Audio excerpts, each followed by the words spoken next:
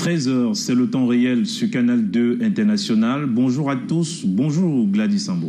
Good afternoon, Junior Hussein. Good afternoon, televiewers. Thanks for joining us on the 1 p.m. Bilingual newscast on Canal 2 International. Right ahead, the headlines.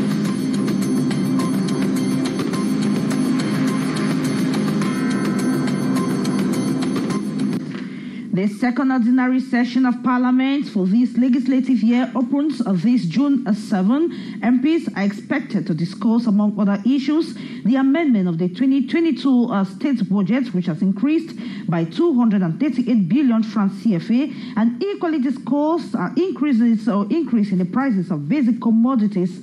You have the details in this newscast. Ouverture de la session parlementaire du mois de juin, ce jour au Palais des Congrès de Yaoundé. Dans son discours d'ouverture, le président de la Chambre basse a exprimé la compassion de la Chambre aux victimes des actes terroristes dans les régions anglophones et dans l'extrême nord. Hundreds of youths in the nation's capital, Yaoundé, have taken to the forefront to decry violence perpetrated on children. They were out on the streets this Monday alongside workers of the Ministry of Social Affairs to advocate against bad treatment meted out on children as Cameroon prepares to commemorate the Day of the African Child come June 16. Top, c'est parti pour l'examen du brevet d'études du premier cycle au Cameroun. Les nombreux candidats en course pour le BEPC ont entamé depuis ce matin les toutes premières épreuves. And after a hard week of work, cycling lovers have underscored the importance of bicycle riding, especially as it boosts health. It has become a common sporting activity for many. You will have details in this newscast.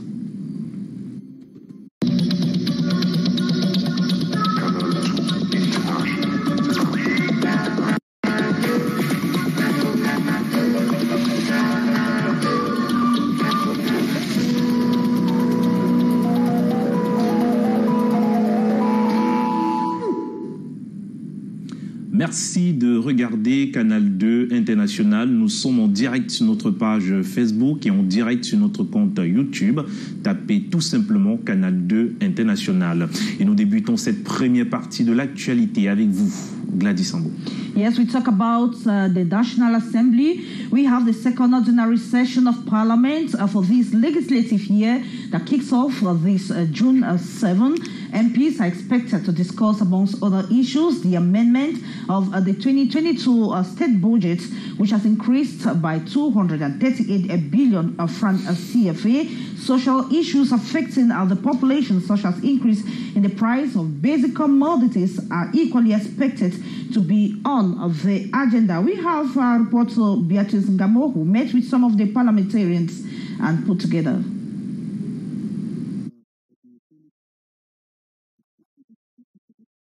Even before the convening of the 2023 convention of the Cameroon Renaissance Movement, the Vice National President of the Women's Wing, Barrister Michelle Ndoki. Coming back to that elements on Michelle Ndoki, but we were on the National Assembly that opens today in the nation's capital, Yaoundé, and MPs are expected to discuss, amongst other issues, the orientation of the state budget that has been amended and has increased by 238 billion francs CFA. The MPs are equally expected to talk about increase in basic commodities. We will have the details in the following report.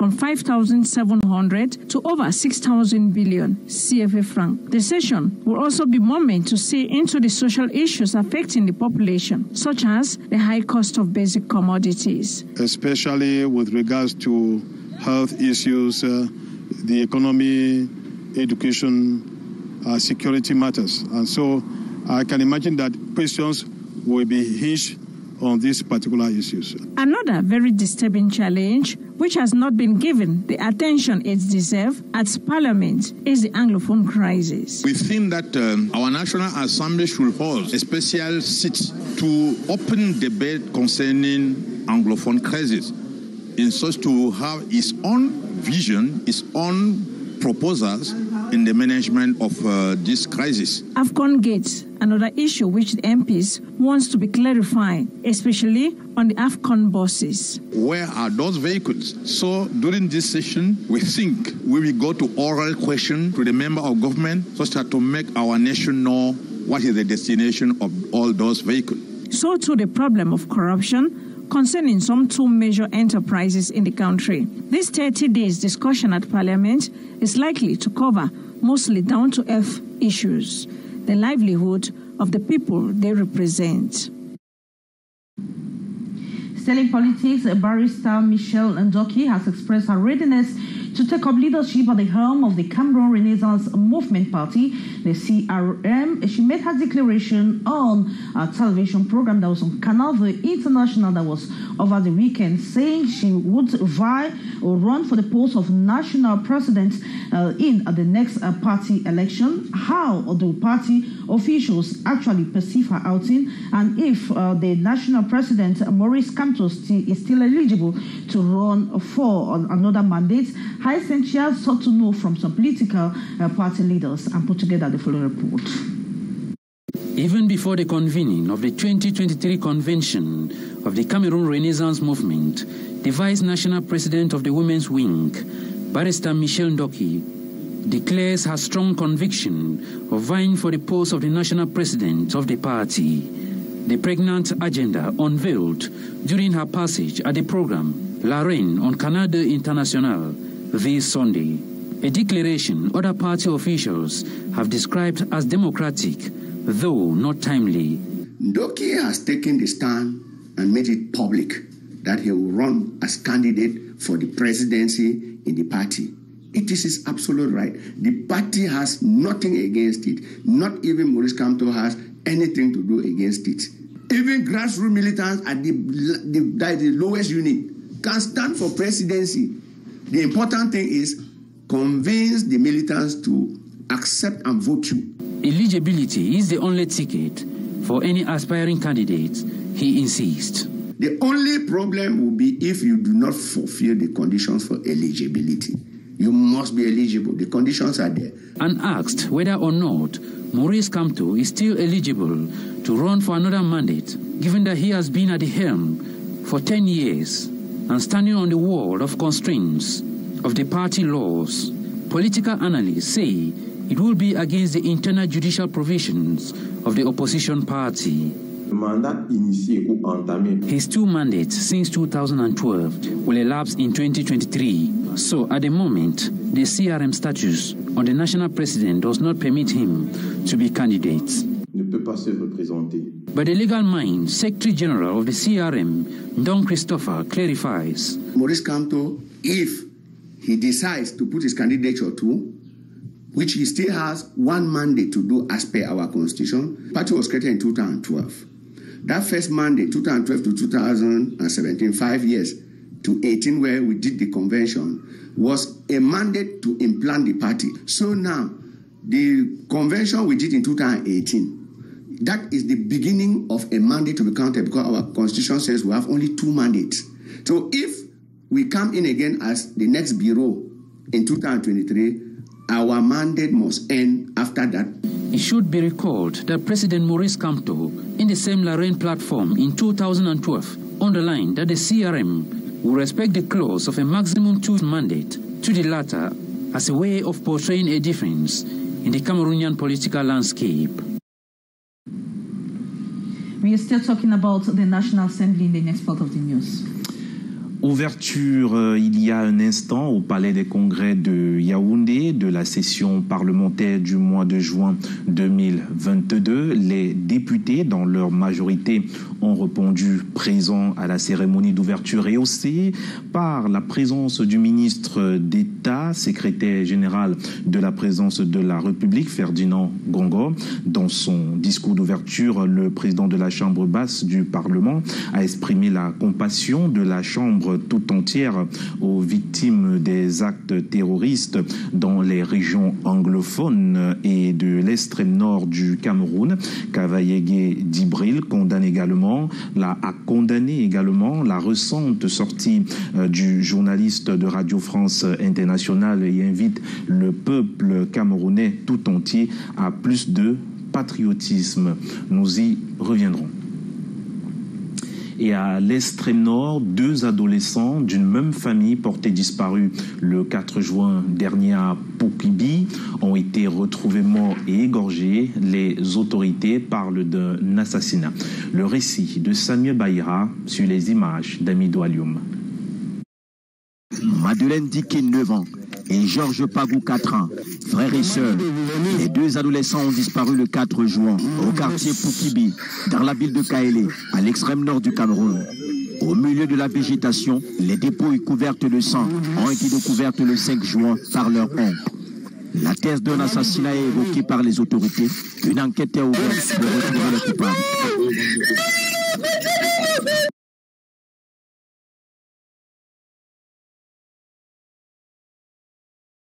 Le 16 juin prochain, le ministère des Affaires sociales a organisé hier lundi du côté de Yaoundé une marche de sensibilisation sur les violences faites aux enfants. On en parle avec Daniel Anissé Boudjé et Michel Foucault.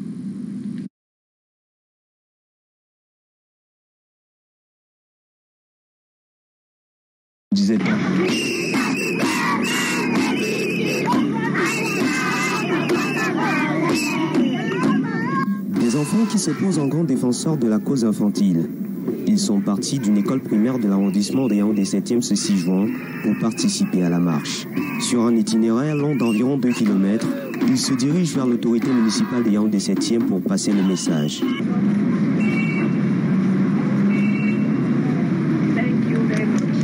Nous avons fait une parade pour que tout le monde puisse nous entendre, pour que la violence faite aux enfants n'est pas bien. Quand ça nuit à l'éducation, ils sont troublés par ce fait. Nous, on dit non à toute la violence qu'on fait, les abus sexuels, les mariages forcés. Nous, on dit non à tout ça. C'est pour ça qu'on a fait cette marche. Les violences faites aux enfants, on les rencontre partout. Et l'exécutif municipal de Yaoundé 7e est à pied d'œuvre pour la lutte contre ces violences faites aux enfants, en particulier les viols, le commerce que ces enfants exercent. C'est le début d'une campagne nationale de 5 jours d'activisme pour dire non aux pratiques néfastes affectant les enfants. La première qu'organise le ministère des Affaires sociales dans le cadre des activités du mois camerounais de l'enfance et en prélude à la 32e édition de la journée de l'enfant africain le 16 juin. On voulait donc avoir une occasion pour que les enfants eux-mêmes puissent faire passer le message, dire nous voulons que ça s'arrête, nous voulons vivre comme tout le monde et ces pratiques-là, elles sont peut-être utiles pour d'autres situations, mais elles sont néfastes pour notre développement. À travers cette action, le gouvernement et ses partenaires appellent la communauté nationale à agir pour accroître la prise de conscience et renforcer les efforts de sensibilisation sur la protection de l'enfant.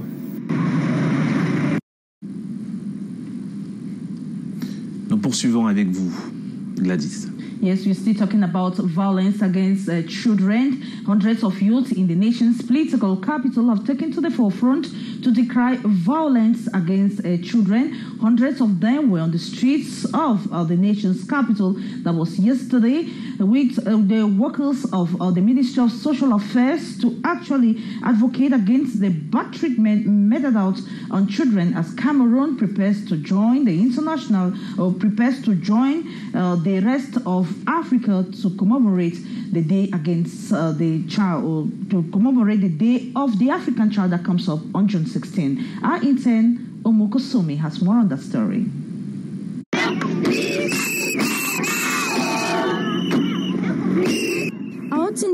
numbers for this sport walk along the street of Yaoundé 7 subdivision with messages such as no to your delinquency and violence in school milieu, no to the consumption of drugs in schools, yes to the detoxification and medical support. It is in prelude of the celebration of the 32nd edition of the Day of African Child. Objective of this activity is to let young people express themselves in order to let the society know that it is not good to let continue these negative practices which affect young people, which affect children.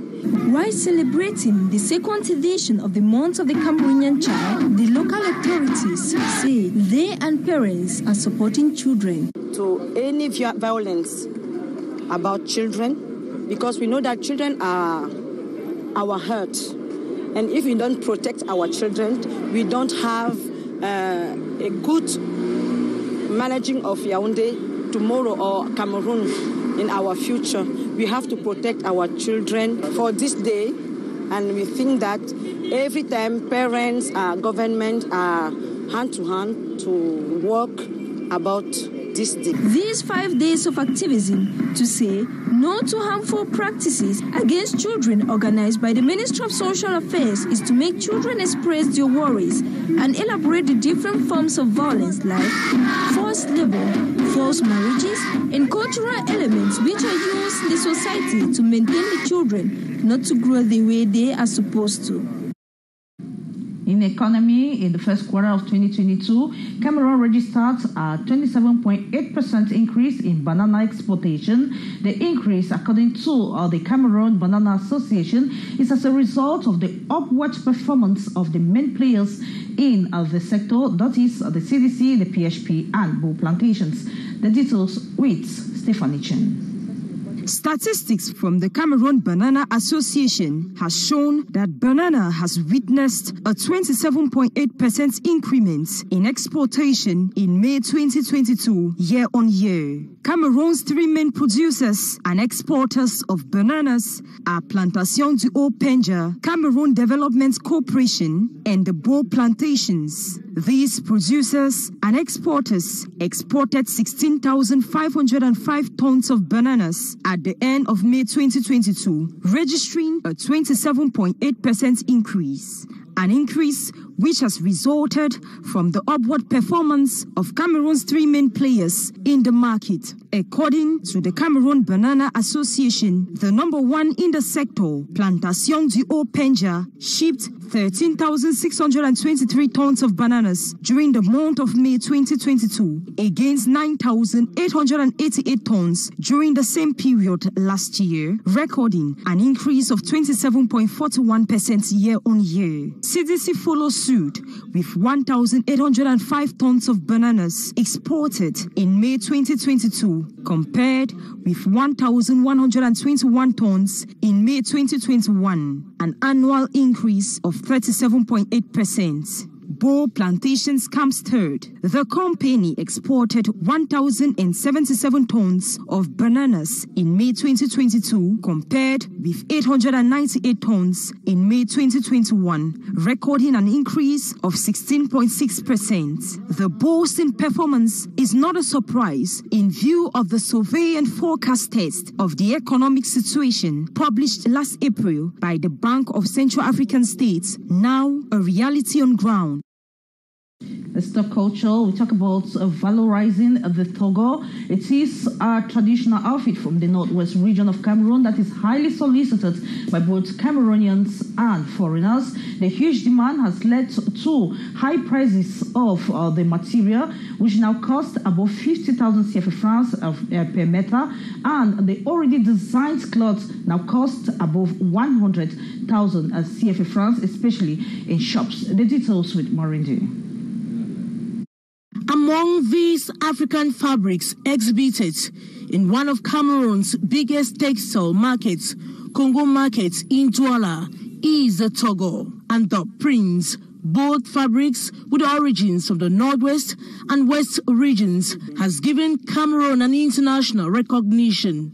With origins from the northwest and west regions, Togo has today gone above tribal boundaries and is highly solicited not only by Cameroonians. Foreigners are also fast getting attracted to its beautiful texture. Traders are talk of skyrocketing prices of both fabrics due to its international recognition. The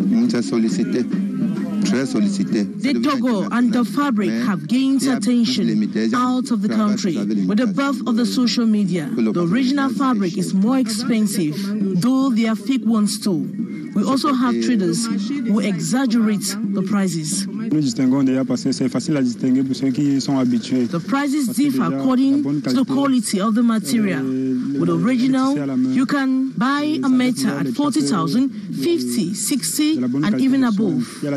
From the market, we moved to the streets of Douala, and a number of sale points and shops specialized in the sale of such traditional fabrics only go to attest its growing desire by all. This lady spends all day marking the fabric. The material that we're using were not as expensive as of now. If you go to the market, there are times that we have shortages of material because they mark the dress and send it out of the country. Les gens sont en train de comprendre. Les gens veulent rentrer au pays. Ils veulent rentrer en Afrique. Cameroonians should be proud of this fabric that has exposed our rich traditional cultural potentials. There is elegance and refinement in the Togo and Dub outfits. Nous sommes en train de valoriser ça dans tout le Cameroun. We need to valorize the fabric more. In 2020, Togo was won by the Cameroon athletic team in London. Cameroon also won the best outfit and the just ended Olympic Games. It takes a lot of hard work to produce what you see here. That's why it is expensive. Togo is considered as a real treasure which enhances the beauty of Cameroon and the African continent as a whole. Let's talk about education, precisely the BEPC in the next part of the news. La phase écrite du BEPC a débuté ce matin. Les candidats à ce premier examen de l'enseignement secondaire sont soumis aux différentes épreuves. Dans les centres d'examen à Douala, par exemple, la sérénité est au rendez-vous. David Sanjo et Stéphane Binac. Au centre écrit du lycée de la Cité des Palmiers, silence, ça cogite. Les élèves candidats au brevet d'études du premier cycle sont examinés. 1013 inscrits sur la liste des admis en salle. De temps en temps, le chef des centres d'examen fait le tour. Question de vérifier si tout se passe bien. Nous avons accueilli les élèves. Nous en avons 1013 dans notre sous-centre. Ils sont arrivés suffisamment tôt, ils se sont installés dans leur salle de composition. À l'accueil, nous avons pris soin d'observer ces mesures barrières, toujours édictées par la hiérarchie. Avant l'accès en salle, il faut faire des vérifications d'usage. Et c'est bien mentionné ici, les téléphones sont interdits. Tout à côté, une infirmière et des produits de premier secours au cas où. Pour les élèves stressés, surveillants et enseignants rassurent. L'examen n'est véritablement pas différent de l'évaluation dans la salle de classe, qui se comporte comme d'habitude. C'est vrai que l'examen reste l'examen, mais l'examen est égal à l'évaluation que nous avons souvent dans les salles de classe en temps normal. La phase écrite du brevet d'études de premier cycle a donc débuté et s'achève en fin de semaine. Et on reste avec David Sanjo pour parler de la police qui se met à l'école du déminage, de la détection et de la destruction des engins explosifs dans notre pays et partout dans le monde. Une centaine de policiers se forment depuis hier au centre d'instruction spécialisé du génie militaire à Douala. David Sanjo et Stéphane Binac.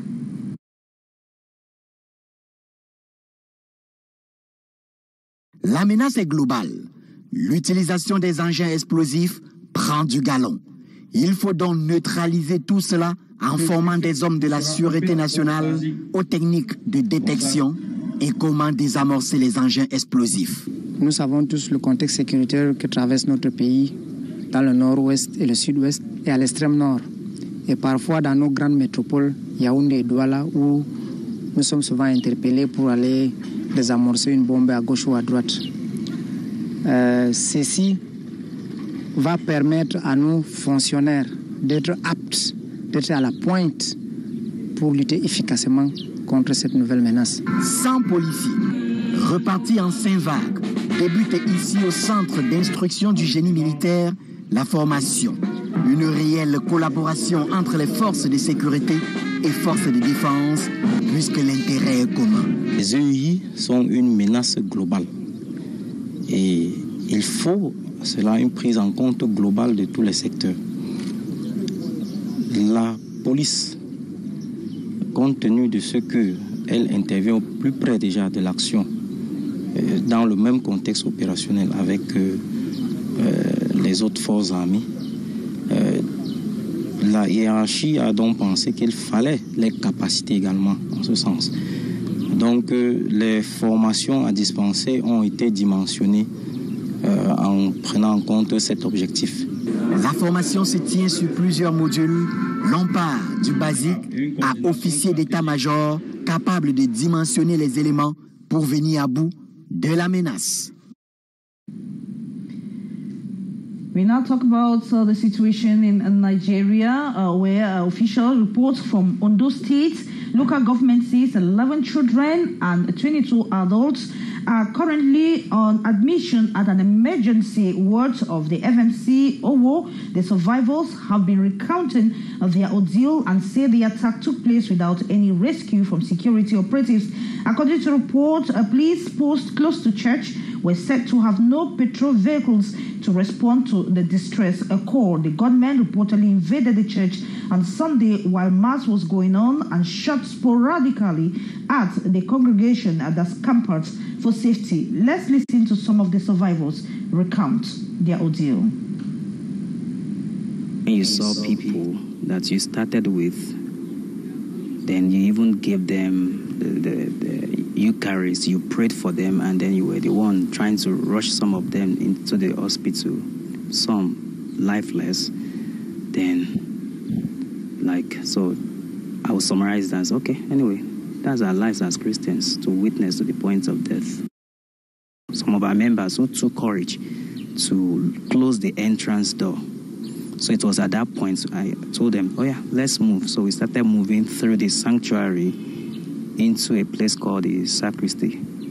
That's a building behind the sanctuary where the priest vests and other ministers too. So like myself and some persons and some children, we entered into the inner part.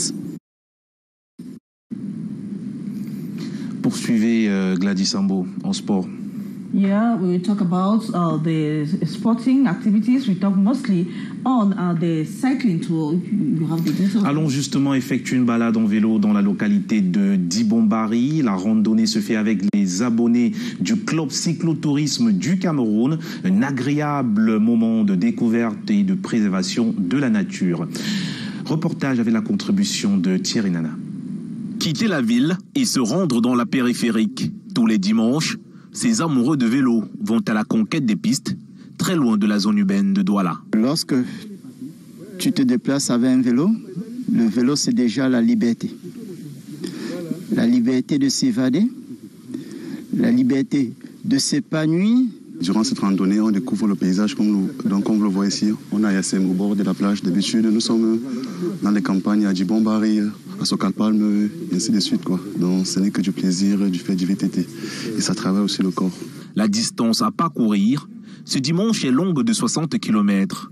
Une randonnée qui permet de visiter plusieurs sites dans la localité de Dibombari, située dans le département du Mungo. Les habitants curieux de voir ces étranges visiteurs démontrent leur affection pour le vélo. Quand on m'envoie, je pars avec, acheter souvent les cubes. J'aime comme ça, c'est ça que j'aime, parce que je suis un grand sportif aussi. Si c'est pour le vélo, alors c'est grave. Emprunter ces pistes grâce au vélo est une façon pour ces hommes de lutter pour la préservation de l'environnement. Chaque fois que je peux utiliser le vélo, au détriment de la voiture, j'utilise mon vélo. Donc je fais quasiment une centaine de kilomètres dans la semaine. Et j'estime que ça fait une énorme économie déjà de carburant, donc une économie de fer. Je ne pollue pas l'environnement. C'est un sport vert d'abord pour commencer. Celui qui pratique du vélo, c'est celui qui ne veut pas déjà avoir mené une action négative sur l'environnement. En intégrant le club cyclotourisme du Cameroun, ces amoureux de VTT veulent également préserver une bonne santé. Pour la jeunesse, le vélo maintient beaucoup en éveil. Le vélo cultive tellement que ce soit sur le plan physique, que ce soit sur le plan psychologique.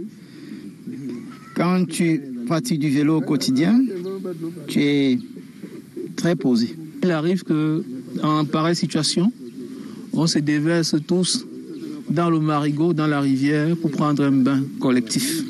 Et ça nous fait du bien. Donc, cette bonne humeur que certains savent déjà apprécier de nous, la source, c'est le VTT. Tous les dimanches, ils prennent des pistes, découvrent la nature, donnent de l'énergie à leur corps et militent pour un environnement sain. Et c'est la fin de ce journal, Gladys Sambo. Yeah, it was a pleasure knowing you're actually watching the 1 p.m. Bilingual newscast on Canal International. I will be yours again at 6:15 for the primetime newscast in the English language. Until then, stay tuned to programs on Canal International.